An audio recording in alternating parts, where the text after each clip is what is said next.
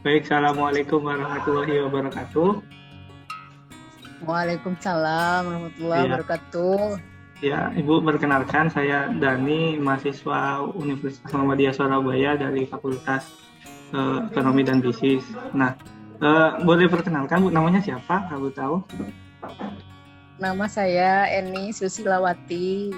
Oh, kalau boleh tahu umurnya berapa Bu? Kira-kira berapa ya? Aduh, ya kira-kira sih. 48 deh kayaknya. Oh, mantap, baik-baik.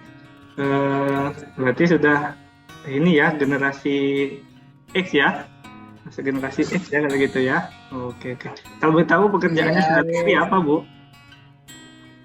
ini di BUMN.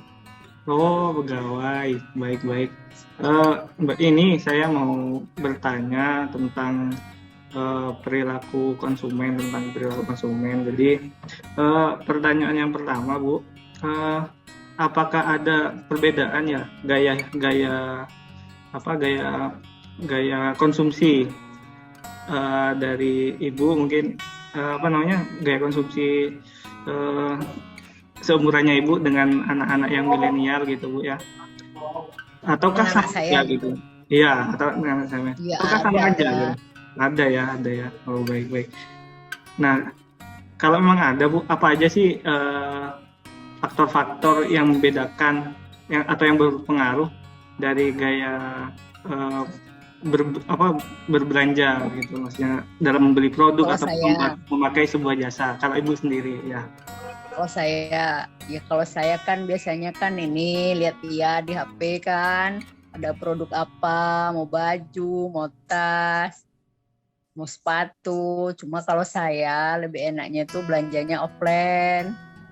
Beli Di langsung. toko ini di sekitar aja, gak jauh-jauh. Soalnya hmm, kan biar pas gitu aja, biar puas, lebih, oh, lebih langsung dapat kayak gitu itu sih. kalau kalau dari motivasi belanjanya Bu gimana Bu?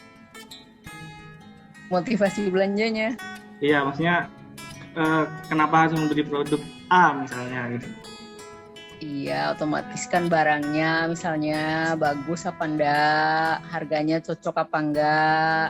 Toko itu Hmm. memberi pelayanan yang katakanlah yang komunikatif apa enggak, ngasih pilihan, ini loh Bu yang bagus kayak gitu itu sih. Kalau masalah harga kan ada harga pasti ada barang yang bagus lah, nggak Kalau masalah sih. Yang penting kan cocoknya. cocoknya, kalau misal dari merek Bu, apakah sebuah sesuatu yang utama Bu, kalau untuk memilih sebuah merek harus merek yang bagus gitu, terlepas dari kualitasnya bagus atau enggak? Ya kadang sih milih merek, kadang ya pilih yang pas aja. Kalau kualitasnya bagus Hmm. ya nggak apa-apa, tapi kalau bermerek emang sih biasanya sih bagus. Hmm. Tadi siapa namanya? Mas Rizky saya Bu. Dani ya? Iya Mas. Oh Rizky. Ya Rizky. Rizky siapa? Rizky Ramadhani Bu. Ramadhani. Iya Bu. Oke, Oke. iya jadi gitu. Ya siap. Ya, ya gimana ya, pokoknya kalau pelayanan toko itu bagus, enak, komunikatif, biasanya produk yang dijual sih bagus-bagus, recommended kayak gitu itu. Siap. Baik, terima kasih Bu atas partisipasinya. Saya sampaikan terima kasih banyak. Saya minta maaf juga kalau ada salah kata. Assalamualaikum warahmatullahi wabarakatuh.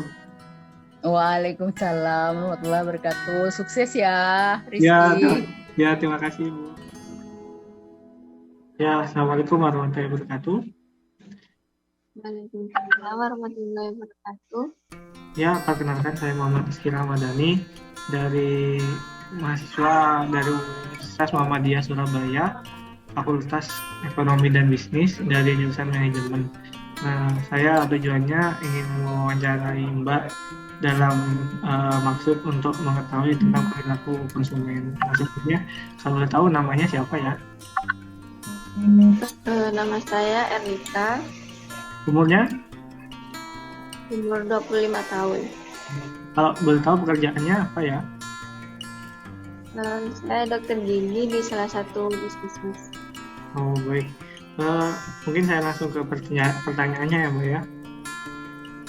Yang pertama, apakah ada perbedaan dari gaya konsumsi atau membeli sebuah barang maupun menggunakan sebuah jasa antara orang-orang seumurannya Mbak dengan orang-orang yang sebelumnya itu seperti orang tuanya Mbak atau biasa dikenal dengan generasi X,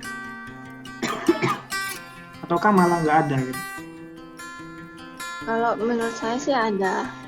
Oh, ada ya. Baik, kalau ada dari generasi Mbak sendiri, apa aja sih faktor-faktor yang mempengaruhi gaya konsumsi atau cara melakukan sebuah pembelian barang atau menggunakan sebuah jasa itu apa saja sih kalau gitu?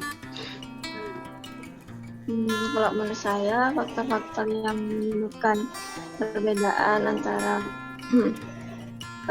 generasi milenial sama yang X itu, yang pertama itu saya sebagai yang generasi milenial itu merasa tertarik melakukan transaksi sebagai ekspresi dari identitas diri saya.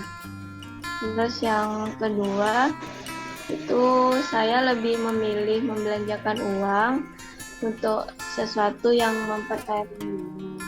Jadi bahkan saya itu bersedia kalau membayar mahal untuk memperkaya pengalaman saya. Terus juga kami sebagai milenial juga sering membagikan pengalaman berbelanja di media sosial, jadi kayak di Instagram kayak gitu. Jadi hal ini tuh sangat wajar sekali buat kalangan kami sebagai milenial kayak gitu.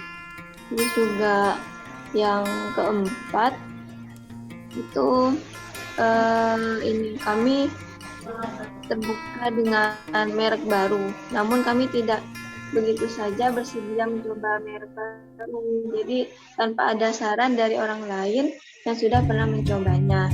Jadi kita itu lebih percaya pendapat orang yang dikenal atau pendapat orang yang dikenal itu dijadikan rujukan buat kami. Terus yang terakhir itu kami tuh hampir selalu mengapresiasi brand yang membuat iklan atau konten di media sosial yang dianggap relevan atau cocok buat kita sebagai milenial. Jadi bisa dibilang banyak lah ya variabel ataupun faktor-faktor lain yang membedakan antara generasi milenial dengan generasi orang-orang tua atau biasa disebut generasi X. Mungkin itu saja yang ingin saya sampaikan, Mbak. Terima kasih atas waktunya dan sudah berkenan. Mohon maaf juga kalau saya ada salah. Assalamualaikum warahmatullahi wabarakatuh. Waalaikumsalam warahmatullahi wabarakatuh. Baik, dapat disimpulkan bahwa para pemasar itu harus menyadari bahwa perlu menitik beratkan pada kepuasan konsumen. Kemudian juga pemasar itu harus mampu berbicara dengan generasi milenial sampai ke generasi X gitu, agar terhubung gitu. Kemudian secara aktif harus menggalakkan sebuah iklan gitu agar banyak menyasar banyak kalangan gitu. Kemudian juga pemasar perlu melakukan sebuah riset tentang bagaimana caranya agar dapat terhubung dengan para konsumennya dan dianggap relevan lah. Terakhir, personalisasi dan relevansi yang tadi sudah dijelaskan adalah kunci untuk menjangkau kelompok-kelompok milenial ini. Nah, selanjutnya juga pemasar juga perlu menyediakan barang yang memiliki beragam pilihan dan harga yang terjangkau serta tetap kualitasnya harus bagus agar mampu bersaing dengan merek-merek pertama dan juga tetap mengedepankan pelayanan yang baik. Nah, mungkin itu kesimpulan yang bisa disampaikan dari kami. Jadi yang pertama pertanyaannya adalah ada perbedaan ya, dan yang kedua faktor-faktornya tadi sudah dijelaskan oleh para narasumber tadi, dan yang ketiga kesimpulannya yang bisa diambil adalah saran kepada para pemasar atau para brand lah Nah, itu tadi Mbak, bisa saya jelaskan. Nah, lebihnya mohon maaf. Assalamualaikum warahmatullahi wabarakatuh.